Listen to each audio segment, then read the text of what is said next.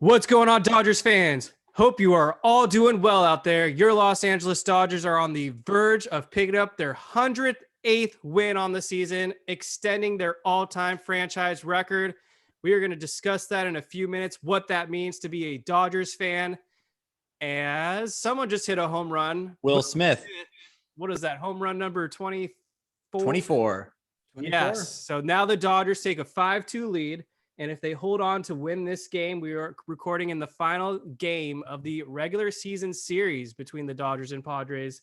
They would have won the season series 14 games to 5, not losing one series whatsoever to those San Diego Padres.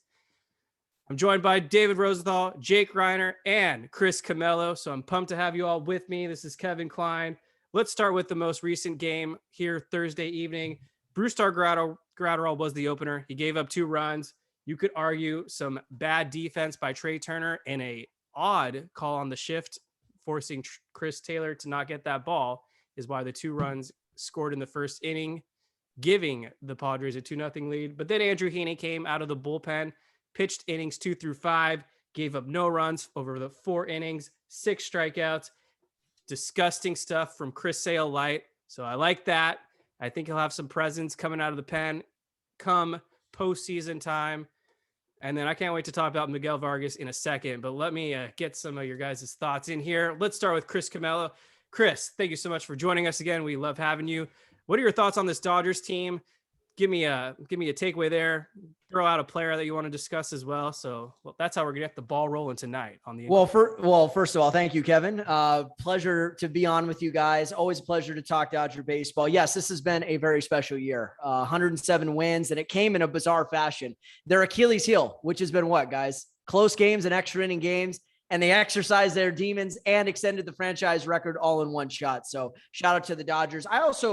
I don't think this has been talked about enough. I'm not going to talk about a player. I'm going to talk about a manager, Dave Roberts. I like it. It's about time for all the critiques that we've had, the bad management calls, the bad lineup changes, the bad bullpen calls, whatever you want to say through the years. Fact is, the guy has won. You know what I mean? Not even Joe Torre can say, I've had 3 straight or 3 out of 4 years. We're not counting the COVID year, obviously, in 2020, since it was only 60 games, where you have won 3 straight 106 win seasons. I mean, that is just absurd. And a lot of people say, well, they got the talent. They got all this big money talent. And who's putting these relievers in the best position to be successful? Through all the injuries that they've had this year, to starters, to relievers, to position players, and not just this year. All five or 6 years of his tenure as Dodger manager, he has dealt with a barrage of injuries. And yet this team manages to constantly win triple digits, win division titles, get into the postseason. And yeah, you want to critique October, go ahead. Well, we're just talking about February through September. Let's keep our focus on that, because what they're doing right now, make all the excuses you want, all the fine print, all the asterisks you want, you can't argue with the results. So shout out to Dave Roberts. He has done a tremendous job getting the best out of all of these players and having them adopt the next man up mentality. I think you brought up a good point, Chris. And I will say, up to this point in the season, this feels like Dave Roberts' best season managing the Dodgers. So I'm going to give you that. That's a big W. I don't think he'll win Manager of the Year, though. I think they're going to give it to Buck Showalter. Also, just minus the stuff on the field, just his ability to keep a sane clubhouse. There's never any drama coming out of that clubhouse. And he just does a terrific job of keeping all of those egos in check. That is not an easy job. And I think that is why they've kept him around as long as they have, because he is just so good at managing players and making sure that, everybody is on the same page. And he's also not afraid kind of, this year, calling out guys when they're not performing. Cody Bellinger being one of them. Craig Kimbrel, removing him as the closer. I mean, those are really hard and tough decisions to make. And I'm really glad that he's made them, because he knows how important it is to win a World Series with this squad. And he's going to, hopefully put the best roster together for the postseason. Yeah, I mean, those meetings he had with individual players that they didn't actually disclose who it was, that was, I think, right after that sweep against the Giants, or maybe right before. Yeah. That had to have been in late May or June, but I think that was really the turning point of the Dodger season. David, anything else you want to add? I mean, he deserves a lot of credit. There's no doubt for that. He does also need to win this year. And it's not all on him. It's obviously going to be on the players, but he needs to not lose it is my main takeaway. He deserves another title. I mean, he kind of got cheated in 2017, 2018. I still think they would have lost in 2018 either way. But he needs another one, and he needs it soon, ideally this year. Yeah. I want to bring up a player because I actually didn't expect him to be a topic on the show, but tonight was his legacy moment. I am referring to the one and only Miguel Vargas, who came up big in the 6th inning for the Dodgers Thursday evening with 2 outs. As Joe Davis, who stole it from Vince Scully, said, the deuces were wild. 2 on, 2 out, 2 strikes, 2-2 game. Miguel Vargas coming up clutch, driving home 2 Dodgers. And bye-bye, Alberto, because you're going to be in the dugout. This is Miguel Vargas's spot. I'm sorry. Everything that Alberto offers to the Dodgers is next to nothing. I'm trusting the upside with Miggy. He is white hot right now. He got his first career home run just a few days ago. White Now hot. I don't know about that, but okay. Yeah, Turn in the that's corner. a bit of a reach. There, Kev. Let me just say this.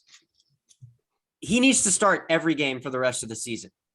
Miguel Vargas needs to start every single game for the rest of the season so we can find out what's there and if it's worth being on the postseason roster. You mix in off days for everybody else. He needs to start, whether it be it's at third base, first base, left field, DH, whatever. If you're actually going to consider him putting him on the postseason roster, his ass needs to be in the lineup every day for the rest of the regular season. Yeah, it needs to be there. Definitely.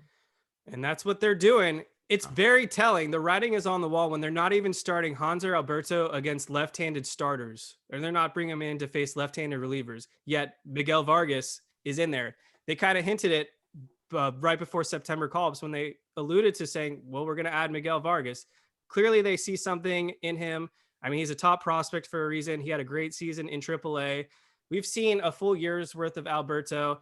Not only is he bad with the bat, the OPS is horrendous. He's a bad defender. So what value does he bring when you have a guy like Miguel Vargas, who's already displaying great flashes of a future great career to come? So that's where I stand. I think they give him the last spot because there could be a situation where, I said it like a week ago, somehow Joey Gallo comes into the game. Now he's facing a left-handed pitcher. You want Alberto batting in that spot? No, you go on Miguel Vargas. Yeah, I like Miguel Vargas. I think the potential is definitely there. And we've kind of seen the Dodgers do this throughout their history. Remember Blake DeWitt? He was on the team in 2008, a rookie, kind of a late season call-up, but established himself and ended up being an everyday starter. Joe Torre made him the everyday starter at second base. And we saw Gavin Lux was on the postseason roster in 2019. And Gavin wasn't exactly tearing it up either. I mean, he didn't end the season hot, and he was getting a good amount of starts in that divisional round series against the Washington Nationals. He hit a homer in that series. Yeah, but David, I do agree with you. At this point, and I said this the final 2 weeks of the season, this is going to be like spring training. These final 2 weeks, I mean, granted, I know Dodger Twitter always gets pissy every time this team loses a game or whatever, but you're also got to understand, Dave is tweaking things. Dave is almost using this as an audition. Who wants to make this team in October? If you perform, you're going to have a shot. If you don't, you're not. You're going to be either taking an early vacation in Cancun or, joining Hanser Alberto in the dugout as a glorified cheerleader. That's pretty much what you're going to do at this point, which is not a bad job either. I mean, hell, Lakers won a championship with Jared Dudley on their bench, and he provided a leadership in the locker room. Those things help. Providing that levity. Mark Madsen. Mark Madsen, exactly. Early 2000 Lakers. So, but yes, I do like this kid's potential. He's solid defensively. I still think they're playing him out of position a little bit, but ultimately, I think this was a big night for him, for his confidence and for the team's confidence in him. And once again, making Dave's job just a little bit tougher on how this postseason roster is going to shake out. So, Chris, I wanted to get your thoughts on Craig Kimbrel. You're usually a pretty mellow guy online, but I've noticed you've had some opinions on this Dodgers reliever. So, you think he's making the postseason roster? For what? I mean, I'm sorry to sound like a you know what, but for what at this point? Seriously, all these guys in this series, Yency Almonte didn't pitch for what, 6-7 weeks? He was almost out damn near 2 months. Comes in against the top of the order, retires the side in order. Chris Martin has been great in high leverage situations. Tommy Kahnle got the save last night, pitched brilliantly. So at this point, and who knows what the situation is with Trinan, that's already going to make the job more difficult. I have given Craig Kimbrel every benefit of the doubt. I mean, there's only 6 guys in the history of Major League Baseball who's got more saves than him. So he's been doing it at a high level for a long time. But once again, no command of the fastball, no command of the slider, non-competitive pitches. The scouting report's easy. Let him beat himself. That's what I would say to every opposing hitter. Let him beat himself. If it's in the zone, ambush it. If it's out of the zone, spit on it. That's what it is. He has no control at this point. And if Josh Bard, the bullpen coach, and Mark Pryor, the pitching coach, can't get the best out of you, then in the words of Joe Pesci, I guess the effing thing is broken, from my cousin Vinny. Yeah, I mean, I think you nailed it. I think the Dodgers bullpen is figured out at this point. The only question mark is, does Dustin May get that last spot? If no, then I really don't know who they would give it to. Bickford, who's injured, so I don't think even he's eligible. Well, no, I mean, if you're taking Kimbrel off, you're adding Kahnle on. So, Oh, okay. Well, then the problem's solved. Yeah. Okay. but I'm factoring in, Kahnle for Kimbrel, but then I'm still including May and Heaney on there. So I'm assuming if you're going with Phillips, Vesia, Martin, Kahnle, Ferguson, Gratterall, and Almonte, you can't have May, Heaney, and Gonsolin. One of those guys is getting left off. All right. Well, then I guess it sounds like it's Dustin May for right now. It's possible. I mean, it's a tough call either way. I have a suggestion for Dustin May. It goes back to David's theory. Put him in there in the bullpen in the late innings and see what he can do. That's where I think he's going to pay off dividends. Well, you know how last year Dave got 2 innings out of Brusdar Gratterall because Brusdar was getting 3 outs on like 7-8 pitches. Mm-hmm. Ideally, that's what you would want from Dustin May. Obviously not as few pitches as Gratterall, but you understand the concept. Power arm gives me, if a starter goes 5, I now don't need to burn an extra arm. I go, whoever gives me 5 innings, bridge is Dustin May. And then now you have your big arms in the latter innings. The problem is you can't bring him back in the regular season. His regular season's over. So that'd be a fully playoff experimental situation, which is tough to do. That's right. He's still on the IL. It's tough to trust that right now. I mean, I would love it if he was healthy now, but throwing that in the fire without any, data to go off of, is it going to be a tough call? Maybe for the NLCS, I could see it happening, but I don't think that's going to be the role in the NLDS. Well, I've been the only one here who actually has projected Dustin May to just be a reliever the rest of the way. Before the season started, I said he would be like an Julio Urías out of the bullpen. And I'm standing by that. There's no way you can get him built up now to be a starter. And with Tony Gonsolin coming back, and I think he'll be healthy, Dustin May is that guy. He is the X factor. You bring him in the 7th or the 8th. You hope he just lays it all out there, throws 101 mile per hour gas, and that should be enough. He doesn't have to worry about endurance and pitching for the long haul. He can just lay it out there, throw 20 something plus pitches and call it a night. You do that once per series. Maybe when we get to the best of 7, you got him in the early part and then the later half, and you should be good. To me, the only reason to have Kimbrel on the roster is to eat innings, be a garbage man. But other than that, I don't want him anywhere near any type of an important spot. I mean, this is a good problem to have right now. It really is. I'd rather have David Price on the postseason roster than Craig Kimbrel. I think David Price could actually left off. I think I mean, at least David Price could actually, throw a strike here and there. I'm so done with David Price. Me too. All right, guys. So just enough. Dodgers are on the verge. Dodgers are on the verge of winning 108 games. Maybe they get to 110 plus because they got 6 games coming up with the Colorado Rockies. You have to imagine they're going to win at least 3 of those, if not more. I mean, how are you going to remember this season for the Dodgers? Let's not talk about postseason and let that spoil on it. Let's just live in the present. Like, what does that mean as a Dodgers fan to have your team go 3 consecutive full seasons of first setting the franchise record of 106 and now breaking that? You know what's interesting is that the first 106 in 2019 and this 106, 107, 108 in 2022 felt similar in a way because of the absolute dominance that the Dodgers had throughout the entire season. The weird one was 21 because it didn't feel that way because of the way that the Giants were playing. So I didn't enjoy 21 at all. And when they wound up with 106 wins, it didn't feel that way. It felt like a grind every single night because the Giants would find a way to win in the flukiest of ways. And the Dodgers were constantly having to win all the way up until the last day, injuring Max Muncy and taking him out of the postseason. So I didn't really enjoy 21 at all.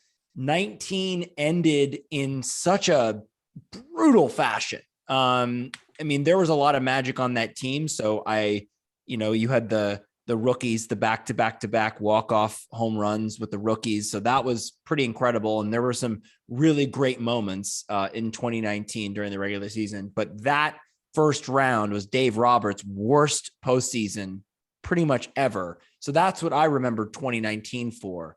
But 2022 was just from start to finish, just an absolute clinic. I mean, the run differential's out of this world. And then the other thing that I'll remember is, depending on what happens to Trey Turner this offseason, is the big three. I mean, what a treat to have Mookie Betts, Trey Turner, and Freddie Freeman at the top of that lineup pretty much every single game. I mean, there was, Mookie was injured for a little bit, but those three guys every single night were in the lineup. And then you add Will Smith to that, who's had an incredible season himself. That's what I'm going to remember the most. Jake, you hit a lot of nails on the head right there. And I just think it's been the pure dominance. And what I'm going to remember the most is when Dave made the most important tweak to that lineup, because I had been saying they should do this the whole time. Mookie lead off, Trey in the number 2 spot, Freddie Freeman in the 3 hole. Once he did that, combined with, and this was something else people didn't give enough credit for, Will Smith as the cleanup hitter. 4 through 6 through the first 3 months of the season was a disaster. Justin Turner wasn't hitting. Muncy wasn't hitting. Smith was batting 6 for some reason. Bellinger was up there. Exactly. Bellinger was up there. They were trying everything that they could to get the best out of him. But once they figured out putting Freeman in as that 3 spot, Trey Turner, even though he was driving in runs, Trey Turner was doing a perfectly good job, perfectly capable in that 3 spot, but it made more sense for the dynamic of the lineup. Freddie Freeman in the 3 spot, Will Smith cleanup, everything else followed from there. And now Muncy and Justin Turner have both found their stride over the last couple of months in that 5-6 hole. So it's really put together. But I thought that tweak, just that one small tweak, really got the engines going on this offense. And that's what led to a dominant season. But one more thing I'm going to mention too, how underrated and underappreciated Julio Urías' season has been. He got off to a slow start. Dylan Hernandez writing, basically it's the end of days for Julio Urías. And I'm like, dude, you're calling it end of days. It's April 5th. Calm the hell down over there. And I know Dylan a little bit. So, but hey, that's what the guy does. He's basically the Jeff Goldblum of the LA Times, doomsday scenario central over there. But my point being with that is Julio got off to a slow start. So did Walker Buehler. The only difference was Julio did a massive 180 in a positive direction to the point where I think he should be a finalist for the NL Cy Young Award winner. And we know what happened to Buehler. Just one of those years. Hopefully he comes back healthy next year. But those are the 2 aspects of the season I'll remember most as a Dodger fan. Yeah, I mean, that 4 through 8, which was brought up with the exception of Will Smith, was just a giant black hole in the Dodgers lineup. And then you had to wait all the way to the 9 hole for Gavin Lux, who was actually having a great start to the season. And so basically, you had Mookie, Freeman, Trey, and then Gavin Lux. And I think once the Muncies and the JTs and of course Will Smith really got it going, that's when this Dodger season flipped the script and they started just killing opposing pitchers to death with the run production. Yeah, I'm going to remember this season as the season the mom and pop, little engine that could Dodgers kind of just took over, led by Tony Gonsolin, drafted homegrown, later round pick, Tyler Anderson, outcast that nobody wanted. Everybody was like, oh, what is this guy going to do? Those two guys have carried along with Urías, has carried this pitching staff. Evan Phillips, nobody wanted him. We claimed him from the Rays. Vesia for Dylan Floro. Everybody in the bullpen. Yency Almonte, nobody wanted him. Right. The mom and pop, little engine that could, Dodgers, homegrown, 108 wins so far. That is what I'm going to remember. Yeah, you're going to get Mookie Betts. Yeah, I'm being a little sarcastic. You got Mookie Betts, Trey Turner, and Freddie Freeman. But that's not the only reason this team is good. This team is good because they draft well, they scout well, they develop well, and they tweak players, veteran players who have been in the big leagues to cater to their strengths. That is what the Dodgers do the best. Yeah. So the Dodgers in 2019 won the division over the Arizona Diamondbacks by 21 games. They're on the verge of being in the division lead by 22 games. So even more of a dominance. And that's kind of crazy given the fact that, well, the San Francisco Giants won 107 last year. They are eliminated from playoff contention. The San Diego Padres, the media darlings, supposed to have the next big three. Well, we know what happened to Fernando Tatis Jr. and Juan Soto really hasn't panned out. They're just in a completely different class than the Dodgers. My biggest takeaway, of course, is when the Dodgers traded Mitch White at the trade deadline. just messing. But oh, that's I'm cold. so That's glad cold. you were messing with us on that one. but yeah, I mean, once they traded him, it was great to watch the starters. Smooth sailing, baby. But no, I mean, I will say this. Can I say this to David? I'm shocked that you changed your tune on Craig Kimbrel before Mitch White. What do you mean before? I'm saying that you still support Mitch White as a good pitcher. He's really not been since he went Mitch to White Toronto. needs to be on the Dodgers. Okay. Everything Mitch White does in Toronto is a moot point.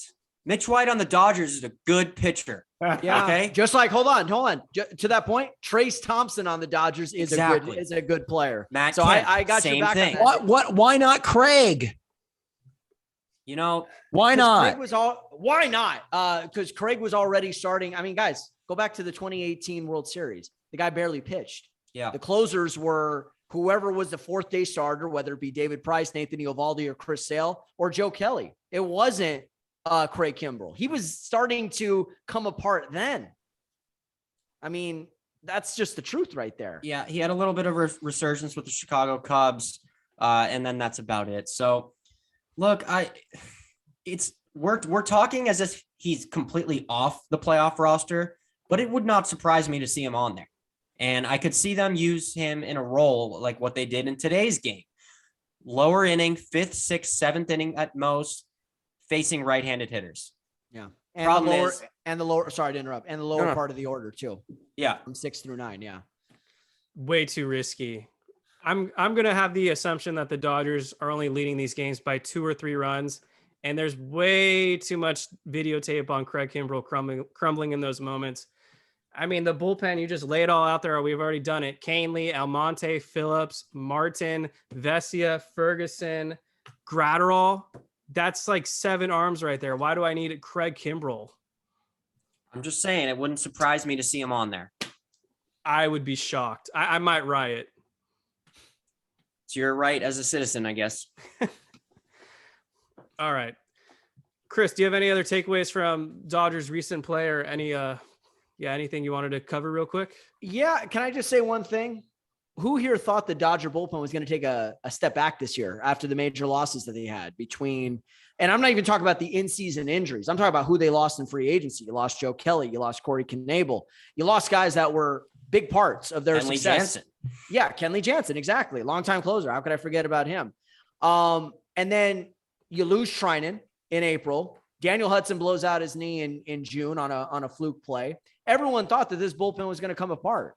And this is what I was talking about, the next man up mentality. Hey, don't see this as a fearful role. Embrace this opportunity. Say to yourself, man, I get to pitch in a 1-run game in the 8th inning. Let's go. And I got it. That's where I think you got to credit both Josh Bard and Mark Pryor as well for getting these guys to embrace that challenge, embrace that pressure, because I think that's another aspect that a lot of people haven't talked about is how good this bullpen has been with a bunch of relatively no-namers, like Willie Mays Hayes says, not bad for a couple of has-beens and a couple of never will be's, that's pretty much what this bullpen has been throughout this season for the most part. And yeah, they've gotten a lot of their key guys back, but still, when you look at this, you say to yourself, there's a lot of power arms, but they're not household names. They're only household names to us and to Dodger fans because we've seen them night in and night out, what they're capable of doing. And it's going to be a good problem to have, but a difficult decision who to put on and who to leave off. But Craig Kimbrel definitely should not be on that list. That's for sure. My favorite kind of bullpen is guys who you wouldn't even recognize on the street. They just come in and do their job, go home to their wife and kids, pick up some groceries, put some milk in the fridge, get 3 outs in the 8th inning, do it again the next day. And when you look at a lot of the World Series champion teams over the last 10, 11 years, they haven't had the big names on it. Like I remember Yankees, they sunk millions and millions of dollars into guys like Zach Britton and Aroldis Chapman and Chad Green and guys like that, only to get them what? Nowhere. They still haven't gone to a World Series since 2009. Go back to the 2011 St. Louis Cardinals, Mark Zebchinski, right? Arthur Rhodes, Octavio Dotel, Jason Mott. These guys were dominant. Young Lance Lynn, nobody had heard of him. These guys dominated the bullpen for the St. Louis Cardinals. A big reason why they won that World Series championship. So I agree with David. I'm agreeing with you a lot tonight. I don't know what it is, but we've been on the same wavelength. No name guys in the bullpen that just kind of sneak up on you. They're able to sometimes get hot and do well in October. Yeah, I mean, look at the Braves last year. Tyler Matzik. I mean, who the hell was that? He was living in a van by the river a couple years ago, and then he's closing out World Series games. I'm so glad we got a Mark Zebchinski reference on this podcast. I was waiting for it, and I was like, only Chris would bring that up. You're welcome, vault, Jake. Dude, just in the file cabinet. No, wait, right here. Yeah, just so locked in. Chris is bringing the fire tonight. In the words of Ricky Bobby, yeah, bring the heat. Take and bake. Good stuff. Well, was there anything else we were supposed to cover? Because it's been a good day. It has. Vesia got out of that jam. That was good. I have a question for you guys, actually. Yep. It's about Trey Turner. So obviously we know that the offseason is going to be here before we know it. We know he's going to probably end up, as far as I could see, he's going to be the co-pilot in that free agent class along with Aaron Judge. Is he coming back? And if he doesn't, where would you go to replace him? There's some good names out there. I'm going to start this one off. I think he's for sure coming back. I think there's going to be suitors, but I think he's going to want to stay in LA. And I think the Dodgers can pay him. And I'll give you 2 reasons why. Cody Bellinger and Walker Buehler. 2 guys you had planned to shell out well over $100 million contracts, maybe $200 million contracts too. And now you might not have to do either. Buehler's going to be out for all of 2023. He'll be a free agent, I believe, after 2024. So they're kind of playing with house money on that one. And Cody Bellinger, I mean, he's got 1 more year in his contract, but unless, he does a complete 180, that contract's not going to be worth a lot of money. So there's room in this Dodgers long-term plan to pay Trey Turner. I don't think he wants to leave. I think they're going to be willing to go to 250, 270 million. And I don't think he's going to leave the Dodgers for 30, 45 million difference if the Phillies or someone wants to offer him that extra 1 or 2 years. There's no Scott Boras in this equation. He's comfortable in LA. I'm assuming he wants to be on a winning team, and the Dodgers are built to succeed for the next 10 years. Let me ask a devil's advocate question. What if he shits the bed in the playoffs again? Does that factor into whether they bring him back or not? I am one who does not put any stock into playoff stats. I think it's a crapshoot. I don't think there's this player. I mean, there's a couple instances, but I think generally, I don't think there's this player shines in the playoffs and this player is notoriously bad in the playoffs. And we saw. I don't know, David. I've heard you make arguments before about that. The kettle pot is so black there because all you do is talk about Cody Bellinger. We can't give up because he I comes said there was the a few postseason. Exceptions. I did say there's a few exceptions. There's no cherry picking here. It's one there way or the absolutely other. There's a few exceptions. Absolutely not. Yeah. But why doesn't it matter with Trey? Because you saw AJ Pollock last year. I mean, he was the worst player of all time in the playoffs, and then last year he was arguably the Dodgers' best player. No. Let's do you not mean, mix. no? Chris Taylor was the best player, followed by Cody Bellinger. AJ Pollock was on. Pollock hit over 350 in the playoffs. Pollock he's right about that, especially in that NLCS. He showed out, especially in that series. Not in game 2. Multiple times he had a runner on third. I mean, less than 1 out. He didn't drive less than 2 outs. I mean, he did not drive home the runner, and that's why they lost that game.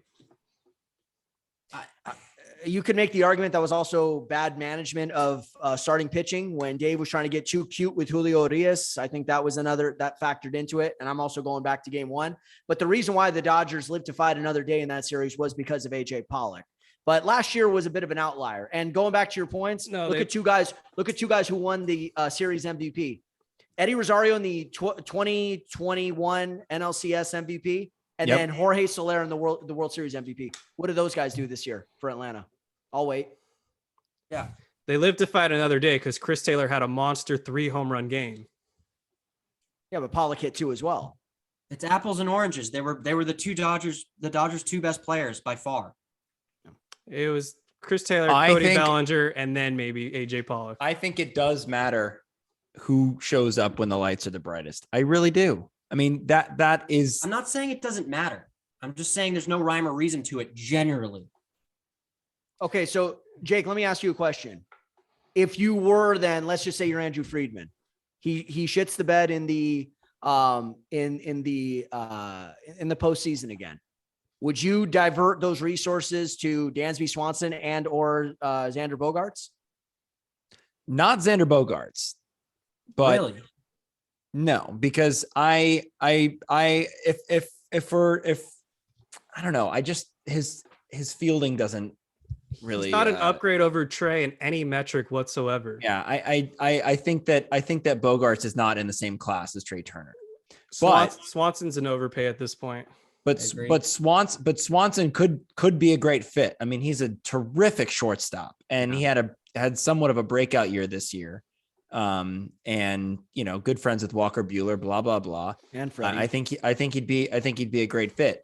I would like to see Trey Turner back on the Dodgers, and I think context matters though, because if Trey Turner doesn't show up in the postseason and the Dodgers end up winning the World Series, then it's inconsequential. But if he comes up in big spots, has huge errors, I mean that's a lot. I mean you're going to be paying close to $300 million, if not $300 million for him.